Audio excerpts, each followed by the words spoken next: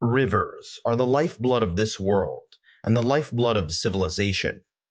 In this video, we're going to cover the most important rivers in human history, the most important rivers for laying the groundwork of the continued resilience of our civilization, and the civilizations of the past, and the civilizations to come. I want to point out that I will primarily be focusing on human-centric rivers. As much as I am fascinated by rivers like the Amazon or the Congo, I'm not going to dwell on them in this video because by and large these are natural treasures rather than human treasures. If this was a list about biodiversity, then these would be at the top. But because I'm basing this list off of which rivers have affected human history and civilization the most, they will not be included. So let's start off. The birthplace of human civilization were on the banks of rivers. The first ones were on the Tigris and the Euphrates, in what is predominantly Iraq, Syria, and Turkey. Now, obviously, those nations did not exist at the time. They were part of the geographic region now known as the Fertile Crescent. Now, I'm fully aware that when you hear words like Iraq or Syria, you generally speaking don't tend to think of civility. But these regions were actually the birthplace of civilization, as they were the first place where complex permanent societies emerged, namely in ancient Sumeria, in the southern portions of these two river systems in what is now southern Iraq. This area had fertile land as a result of these two low-lying river basins. This made the area perfect, fertile ground for growing crops, which would provide a surplus, which would result in a diversification of labor, resulting in cities and, well, civilization. The ancient Sumerians, with their cities like Uruk and Ur, would become the first with proper writing systems known as cuneiform. The clay off the riverbanks would provide tablets for writing, and those tablets are still relatively well intact given how incredibly old they are. This act of record keeping is the primary way of deciphering history from prehistory. And they use this writing system to actually create the first well-known piece of literature that survives to this day, the Epic of Gilgamesh. Oh, and did you know that we have 60 seconds in a minute and 60 minutes in an hour because of the Sumerians as well? Nonetheless, the Fertile Crescent was quite easy to conquer. Semitic peoples from the north, known as the Akkadians, led by Sargon of Akkad, would eventually conquer this place, followed by the notorious Assyrian peoples, known for their love of conquest, followed by the Babylonians, and then an extra round of the Assyrians and Babylonians as well. Babylon was home to one of the earliest legal codes, Hammurabi's Code, which in many ways has set the foundations for legal systems across much of the world in some rudimentary sense. It is also notorious for the phrase, an eye for an eye, a tooth for a tooth. Pretty brutal, but hey, you gotta start somewhere. Because these two rivers were split, it became rather difficult for one city-state to dominate others permanently, which is why the politics of ancient Mesopotamia were always shifting. There was not only a Babylonian empire, but a Neo-Babylonian empire. This Neo-Babylonian empire would conquer the ancient state of Judea, and forced a bunch of Jewish elites to Babylon. This is where these Jewish elites would produce the first permanent monotheistic religion of Judaism. However, the heyday of the Fertile Crescent would come to an end, and the rise of Persians from what is now Iran would come into the forefront, making these rivers by and large not the pinnacle of civilization, but rather a battleground between other civilizations. This area would be conquered by the Greeks and then the Romans before the Arabs spread Islam, which by and large is the dominant culture today. Pre-Islamic Mesopotamian culture has been by and large subjugated. Many of the people groups that trace their origin to these empires, such as the Assyrians and the Chaldeans of today, are minority groups and are frequently persecuted by Islamists. Speaking of Islam, the most prominent Islamic empire in this region was the Abbasid Caliphate, which would set up Baghdad along the Tigris River. Now, I know the word Baghdad today probably conjures up images of a war-torn crap hole, but this was not true at the time. Baghdad was actually one of the greatest centers of learning. It was the center of the Islamic Golden Age and had a great library, the House of Wisdom. This was Muslim civilization at its peak, but unfortunately, due to the rise of religious fundamentalists quashing scientific innovation, as well as the Mongol sacking of Baghdad, including the library, the Golden Age came to a halt. The city was eventually passed along from empire to empire, gaining independence from the British after World War II. Syria would get independence from France. However, things have honestly not improved much better. The former dictator Saddam Hussein was pretty notorious for his incredibly poor environmental management, oftentimes draining the marshland to screw over the marsh Arab minority that lived in those regions. On top of that, Turkey to the north, which is the source of both of these rivers, has built dams to provide them with energy, but this comes at the cost of depleting Syria and Iraq's energy reserves and water reserves. Both of these countries at this point are either failed states or borderline failed states. The Iraqi government has tried to mitigate this with the help of desalination plants, but this by and large has been a band-aid on a gaping wound, and given that both Iraq and Syria have dysfunctional bureaucracies, is quite difficult to implement. It's more likely that nearby powers like Iran, Saudi Arabia, and Turkey will take advantage of these two states as their river systems are drying up. Overall, the Tigris and the Euphrates have had a glorious past, but it does not look like they'll have much of a future. Speaking of the past, let's go to quite possibly the most famous river of the past, the Nile. The Nile is the longest river system in the world, arguably. There is some debate as to whether or not it's actually the Amazon, and the Amazon is certainly larger when it comes to volume and water discharge. Nonetheless, the Nile is arguably the first great unifying river of history. It is the reason why ancient Egypt existed, and it is the reason why the modern nation-state of Egypt exists to this day. While North Africa used to be rather lush, even at the time that humans still existed during the Stone Age, it quickly dried up, and the Nile River Valley became one of the few inland regions of northern Africa that remained lush and suitable for human and animal habitation. Ancient Egypt is a universe unto itself, and there are hundreds of thousands of videos that can do an infinitely better job of discussing this fascinating subject than I can. So I won't get into the details, but here's what I will state. Egypt, whether you're talking about the ancient Egyptian kingdoms or the modern nation state, is really one of the very few countries which has an entire geography set in stone by one river system. The vast majority of the Egyptian population throughout this incredibly old nation's history resides along these riverbanks, as well as the delta to the north.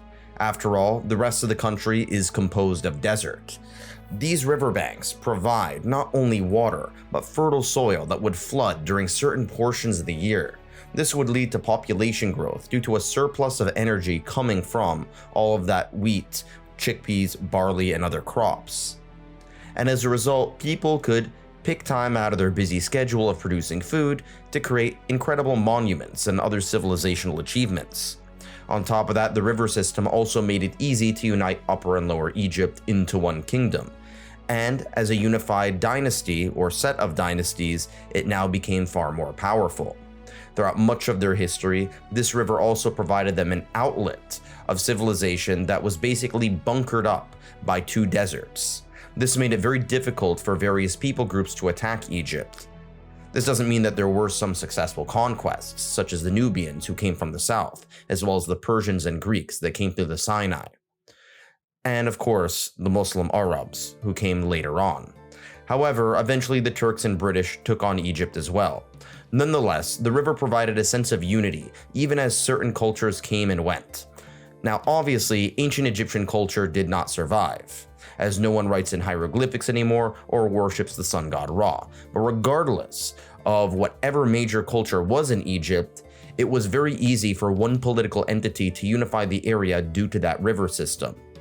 Now granted, it hasn't always been perfect. The reason being is that this river system, while great for political unity, also makes it quite easy for one dictator or some authoritarian regime to exert oppressive control over the area. On top of that, while the Nile is great for irrigation, it sucks for navigation, as there are plenty of eddies and cataracts in the river that make it impossible to actually sail from the Mediterranean Sea down to sub-Saharan Africa.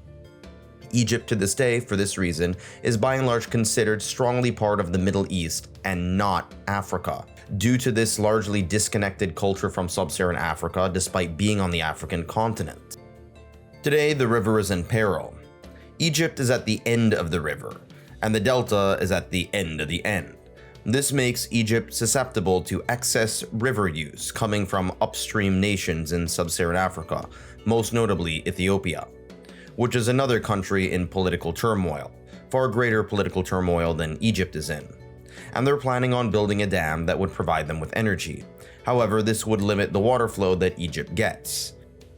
This is already a country that is over 90% composed of desert, so any reduction in water, especially for a country with a massive population and a massive agricultural industry, is disastrous.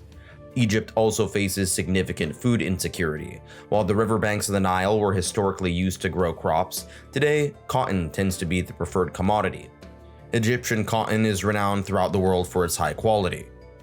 However, the problem is that while it's very lucrative to produce Egyptian cotton, you cannot eat your own clothes. For this reason, the nation of Egypt is reliant on external powers, namely Russia and Ukraine, to provide food for them. And you know how that situation is going on at the moment. With a frustrated population, increasing influence of religious fanatics, and a military dictatorship trying to take control of the entire situation, this is a recipe for disaster. And the Egyptian government is even building a new capital city away from the Nile River, away from most of the population centers, fearing a revolt. Now, to be fair, the Nile has fared far better than the Tigris and Euphrates rivers, so good for them. Now let's move on to the Indian subcontinent. In sharp contrast to the Middle East, which is fairly lacking in rivers, the Indian subcontinent has many complex river systems, as they're closer to the Himalayas. And these glaciers on top of the mountains produce far more rivers, which in turn produce far more arable land than what you'd see in the Middle East or North Africa. This has led to the Indian subcontinent's massive population. One of the most important river systems in the region is the Indus River. In fact, there was an entire early civilization called the Indus River Valley Civilization. Well, at least that's what we call it today. This is one of the most mysterious civilizations of all time. We don't really know that much about it, despite the fact that its name, the Indus, is where the name India comes from. And to make matters even stranger, it's actually located in Pakistan, not India today. We know far less about this civilization than we do of Egypt, Mesopotamia, or China, as we don't understand their written language system. However, we do know that they had some very impressive urban planning and a proto-sewer system. And I respect any civilization that gets their toiletries correct. However, they were quickly taken over by Indo-European peoples coming from Eastern Europe and Central Asia, and this mixing of cultures along with the Dravidians to the south led to the rise of Hinduism and what we now know as Indian civilization today. Eventually, the power projections on the Indian subcontinent would shift away from the Indus River to the Ganges, which I'm going to talk about afterwards. Nonetheless, today, the Indus River Valley does play an important role for major cities in this region, namely in the nation of Pakistan, as Karachi, the largest city, is situated at the Gulf of this river. So let's move on eastward to the aforementioned Ganges. This really isn't so much of one river, but rather one river with tons of little rivers coming out of it, known as tributaries. This area is known as the Gangetic Plain, which in many ways is the center of India's massive population, with the exception of Mumbai and a few others. The Gangetic Plain has the highest population density of almost anywhere in the world, and is home to India's capital, New Delhi. The waters here, coming from the Himalayan mountains in Tibet, would provide silt and fertile soil for any up-and-coming farmers and later cities to pop up. However, these rivers, due to their geographic foundations on the land, produce countless tributaries, unlike the Nile. This has led to the Ganges Plain being rather decentralized in sharp contrast to, say, the Nile. As a result, you had a tremendous amount of complex political intricacies in this area, with various noblemen, kingdoms, etc. vying for control over this one area. This region was also the birthplace of the Buddha, living in southern Nepal, or more accurately what is today southern Nepal. He and his acolytes traversed the rivers and the landmasses of this area, and they were highly populated, and as a result were able to spread their religion. This region would eventually be conquered by Ashoka of the Mauryan Empire and would adopt Buddhism as its primary religion, thereby spreading it even more. Now, this river system eventually empties off into the Bay of Bengal, which is now in Bangladesh, a country the size of Texas with a population larger than Russia. This area is highly prone to environmental catastrophe as you have a very large population in an area that is near below sea level. Without a complex system of dikes and levees, this could usher in an environmental catastrophe, as you have plenty of climate change refugees from Bangladesh fleeing to India, Myanmar, and other surrounding countries. On top of that, to make matters worse, the Ganges River in India is one of the most polluted. Some of the most incredible species that are native to these waters, such as the gharials, a fish-eating crocodilian, and the freshwater river dolphin of the Ganges, are approaching extinction. Meanwhile, the river is pretty much filled with literal shit. Sanitation is terrible in this area, and this leads to a number of environmental and health concerns that the highly bureaucratized Indian government has a very difficult challenge in fixing. I would suggest that these bureaucrats make sure that one of their holiest rivers stops being filled with shit. Now let's move on to China. If there is one river in China that has played the most pivotal role, it is probably the Yangtze River, which is the longest in China and third longest in the world. This drainage basin pretty much takes up 20% of the entire modern state of the nation, and it's home to the largest concentration of people. The reason for this is that the Yangtze River is quite close to the Tibetan Plateau. Like many of India's rivers, this river traces back to the glacial melt of the Himalayan mountains, bringing in minerals, along with glacial water that would form rivers moving downstream into the flat plains of central and mid-central China, eventually emptying off into the Pacific Ocean. The Yangtze, along with the Yellow River among others, are pretty much the reason why China does not only exist, but has existed for an exceptionally long time and has nearly always had the largest population in the world. This civilization, after all, is almost the oldest, only slightly younger than those of Mesopotamia and Egypt, and unlike those previous mentioned civilizations, it survived. China is really the only ancient civilization that has stood its ground, and it could not have done so had it not been for the Yangtze and the Yellow Rivers. These rivers provided a sense of unity, and made it easier for certain leaders to take up political control. One of the legendary kings of ancient China was called Yu the Engineer. The reason being is that this legendary figure mastered the waterworks and created a system of dikes, levees, aqueducts, and other forms of infrastructure that were needed to provide not only excess flooding in certain areas for farming, but also reduce flooding in certain areas where humans were living. This use of irrigation and flood control would not only provide a surplus of calories necessary for fueling the bodies of Chinese civilization, but also prevent the Chinese people living there from being flooded. In the modern day, the Chinese Communist Party has decided to build road networks and rail lines along river systems, such as the Yangtze and the Yellow River, along with airports and river ports. This will take the pressure off of the actual waterways themselves in order to provide more infrastructure and development alongside these rivers. After all, there's a large population, which not only requires a lot of water, but also uses that water for industrial and agricultural purposes. Now, I just want to focus a little bit more on the Yellow River, which deposits a form of silt that has a yellowish hue. The source of the Yellow River is a little bit more to the north of the Tibetan Plateau, but nonetheless, this river does a great job of providing minerals needed for large crop yields. And this area tends to be a little bit better suited for producing wheat rather than rice, which is part of the reason why rice is still the dominant staple crop of China, but not the exclusive staple crop of China. You will oftentimes see a lot more wheat and millet-based dishes in this region as well. These and other countless river systems in China are worthy of their own video, but for the sake of brevity, I'm going to move on to other parts of the world. South of China is the Mekong River and the Mekong River Delta. This travels all the way from the highlands of the Himalayas, a recurring trend, all the way down south to what we now know as Thailand, Laos, Cambodia, and most notably Vietnam. If you've probably heard of this river, it was probably a reference to Vietnam, as it is famous for the floating markets of that nation alongside Thailand's. However, the Mekong Delta never produced a complex early civilization in the same way that the Yangtze or Yellow River civilizations did. As a result of this, you mostly saw complex civilizations being influenced by external factors, namely China and the Indian subcontinent. On top of that, the Mekong River is also pretty frequently met with rapids and waterfalls, which makes it pretty bad for navigation in some portions of the river. Nonetheless, the freshwater of these rivers were essential for producing moisture needed for rice paddy farming. If you've ever seen these iconic pictures of rice paddies in Southeast Asia, it's likely that a lot of that water not only came from the rain, but also came from the Mekong River and its tributaries.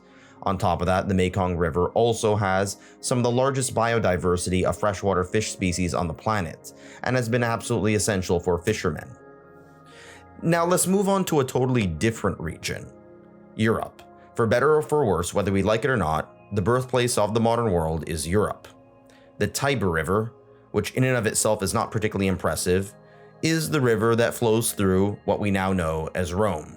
Rome, after all, is quite possibly the most influential civilization in human history.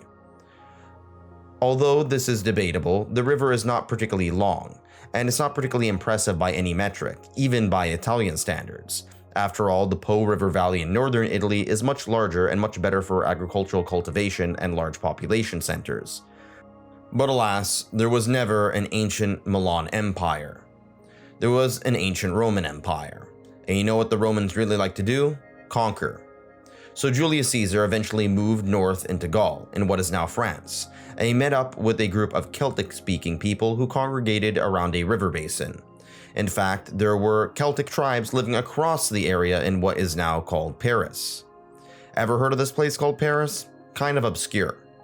The city of Paris, and northern France in general, relies upon the Seine River, which I'm mispronouncing. I don't really bother to pronounce French words properly because anytime an English speaker tries to pronounce a French word, it always comes off as cringy nonetheless, so I'm not going to even bother. Anyway, this is where Paris would eventually become the main powerhouse of what we now know as France, taking over other linguistic regions like Brittany, which also spoke a Celtic language, and South Occitanian. This made French the dominant language, and the dominant culture of what we now know as France. Again, what we think of as France was really northern France for a period of time. A country that would eventually form an incredibly powerful empire and one of the most influential nation-states in world history. Another place that the Romans really like to conquer would be Britain, and they would found the city of Lugdunum along the River Thames. I don't really know why it's called the River Thames rather than the Thames River, but I'm just gonna go with what other people are saying. Now, Roman Britain was the poorest region of the empire at the time, and few would have guessed or predicted that this region would produce one of the greatest cities in human history. The River Thames does eventually flow into the North Sea, connecting the capital to the ocean, which was essential during the 1800s as the British were the first and foremost global maritime power. Now let's go back to the Romans for a second. As mentioned before, they loved conquering, but there was a group of people that they really sucked at conquering, and those were the Germanic tribes. So let's move on to the Rhine River. This starts off in the Swiss Alps. As you can probably tell, many rivers start off at high elevations due to glacial melt, and eventually flow into the lowlands. Unlike the Tigris and the Euphrates or even the Tiber River, this river system doesn't have any particularly ancient history. In fact, I would argue that by and large is a product of the modern world. Not the river itself, but rather the civilizations that appeared nearby it, namely the Holy Roman Empire, which, as many have stated before, was neither holy nor Roman nor an empire, but a weird amalgamation of quasi-Germanic states that kind of kept together but kind of kept to themselves and doesn't really make any sense. Battles and clashes between various noblemen, kingdoms, etc. were incredibly common throughout much of the medieval period. However, after spending 30 years fighting wars between Catholics and Protestants during the 1600s, many Europeans came to the senses of, hey, let's stop killing each other over whose god is better and temporarily make peace before we start killing each other over whose country is better. Eventually, this ended the wars between Catholics and Protestants and would eventually lead to the Peace of Westphalia, which to some degree would solidify borders, making them less porous, and grounding the concepts of sovereign nation states, with a shared identity rather than just say, hey, we're gonna kiss this king's ass, or follow this religious figure. And so much of this happened along this river system. The intellectual history of this region can't be understated either. Eventually, the Rhine would be seen as a border between France and Germany. In reality, throughout much of history, there was no clear dividing line, but rather a gradient from Franco culture to Germanic culture. And you can see French-sounding names on the German side of the river, as well as Germanic-sounding names on the French side of the river. This area would see heavy fighting during the 20th century. However, the Germans and French would eventually put their differences aside and build up a massive industrial area around this region, integrating their coal and steel resources, which in turn played a significant role in the foundation of the European Union. The Rhine in many cases is the center point of Europe, as it's where Germany and France meet. Another river that starts nearby is the Danube. The Danube is actually more important for Eastern Europe, as it stretches from the German-Austrian Alps through Serbia, Romania, Bulgaria, and then emptying off into the Black Sea. This river was in many ways the unifying waterway for the Austro-Hungarian Empire, which collapsed in the aftermath of World War I.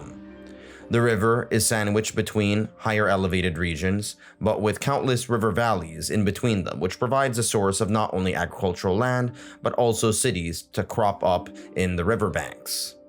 This river is also home to some iconic cities like Budapest and Bratislava, and most notably Vienna. Well, at least many of them are located on their tributaries, I should say. With the fracturing of the Austro-Hungarian Empire in the aftermath of World War I and the fracturing of Yugoslavia during the 90s, there is no longer one unified power along this river system, but rather various nation-states. Most of these countries, by and large, tend to get along together with some hiccups here and there. Most of them are members of the European Union and/or NATO, with some exceptions. On top of that, the river provides exceptional navigation to transport goods, services, people, and ideas across the area that would otherwise be mountainous and hard to traverse. This area is also abundant in stocks of temperate fish species. Now let's move on eastward to the Dnieper River, which I'm mispronouncing. You probably heard of this river recently, given the ongoing conflict in Ukraine, as the city of Kyiv is located on the banks of this river. This river is really the foundation and birthplace of Slavic civilization.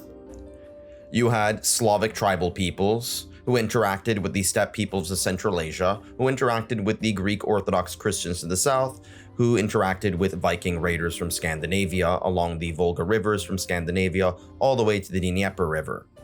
This set up the foundations for the first complex Slavic society/state, known as the Kiev Rus, or the Kievan Rus, which was a major trading post, famed for a variety of cultures and a great deal of economic power before the town of Moscow even existed in Russia.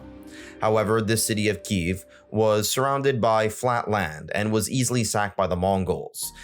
It would not be until the Duchy of Moscow, which is now Moscow, that would eventually rise up and take on the Mongols. This would cement Russia rather than Ukraine as being the dominant source of Slavic power. And for that reason, I'm going to move on to the Volga River, which is pretty much entirely in Russia. In fact, it's the longest river in the European continent. The Muscovite River is a tributary of the Volga River, so Moscow is technically on this river. The river system quickly allowed the people of Moscow to spread and gravitate their power and influence across much of Eastern Europe, around much of what is now Western Russia. And in fact, 80% of the Russian population lives in this area. This river eventually flows into the Caspian Sea, which is the largest freshwater lake on the planet. This allowed Russians to move and exert their influence along not only Eastern Europe, but also the Caucasus and Central Asia. To discuss the history of this region would be to discuss the history of Russia, which is way too much for a video about rivers. It is worth pointing out, though, that the bloodiest battle in human history took place very close to this river, in the city of Stalingrad, or what is now known as Volgograd. It's better to name your city after a cool river than a guy who killed 20 million of his own people. This is where the Soviet Union put up its toughest defense against the Germans, and it's also a place that made Hitler cry a lot, so it has that going for it. Now let's move on to another important river system, the Niger River in Africa. Contrary to popular belief, there were complex societies in sub-Saharan Africa before the arrival of Europeans. While this region is associated with poverty, it's also worth pointing out that the richest person adjusted for inflation in history was most likely Mansa Musa, who was from the Empire of Mali, centered in Timbuktu, an area that adopted Islam as its main religion and had gained a tremendous amount of wealth from ivory, gold, salt, and unfortunately slaves. This river system played a pivotal role in the trans-Saharan slave trade along with the transatlantic slave trade, bringing African slaves to the Middle East and to the Americas, oftentimes with the approval of African elites in the region. Today, the nation of Nigeria is dependent on this river. Nigeria is soon to be the third most populous country on the planet, with the geopolitical power that comes along with having such a large population. However, whether or not the nation-state of Nigeria can manage such a large population and the river system that is reliant on it is a matter of intense debate. Let's cross over the ocean a bit to the Rio de la Plata. This is a river system that is a basin located around Argentina, Uruguay, Paraguay, and Brazil, and even parts of Bolivia. In sharp contrast to most borders in South America that are covered by environmental barriers like mountains, deserts, and rainforests that are hard to penetrate, this area is by and large flat, composed of river basins, and is highly populated. This is where most of the action in South America happens. After all, major cities like Buenos Aires and Montevideo in Uruguay, along with tributary cities like Sao Paulo, are located around this region. This river waters many of the surrounding grasslands and savannas, making it excellent for farming, crops like soybeans and sugar, as well as ranching beef.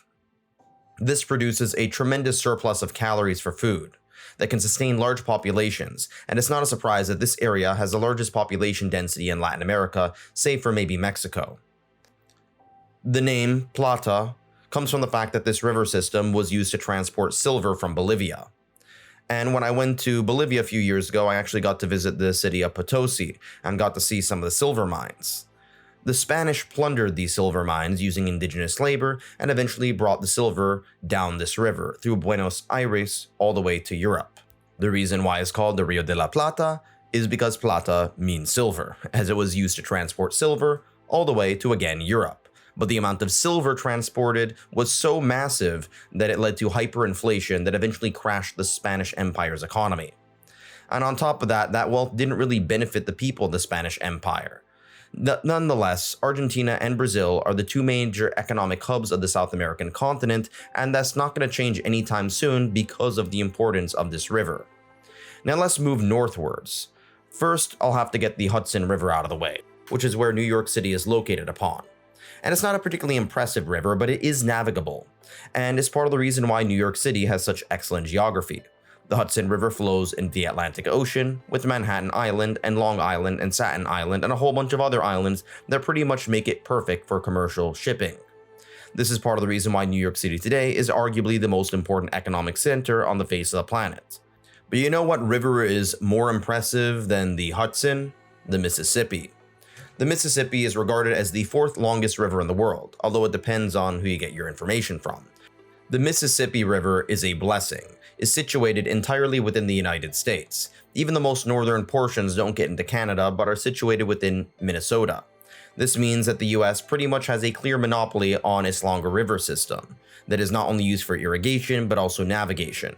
It's excellent for transporting goods, services, people, and ideas. Before the highway system and airports, it was impossible to understate the importance of the Mississippi River, especially since 80% of the American population lives on the eastern side of the river. If you have ever read Huckleberry Finn, you have probably heard of the Mississippi River. After all, America's greatest novel is quite emblematic of its greatest river. This river flows all the way from Minnesota to the Gulf of Mexico, around Louisiana and Mississippi. New Orleans makes for an excellent port at the mouth of the Gulf. However, despite this river system's great geography as a whole, it does have some problems. It used to be very prone to malaria before modern medicine, and on top of that, the area is also prone to flooding, especially during the summer hurricanes. The most notorious example of this was Hurricane Katrina, which flooded almost all of New Orleans save for the French Quarter, which is the oldest part of the city built by French colonists, and the reason why it didn't flood is because it wasn't built on a floodplain, even though it was surrounded by floodplains. And there you have it. That is my list of some of the most important rivers for human history and human civilization. If you think there are some that I missed out on, please tell me in the comments section. Thanks for watching.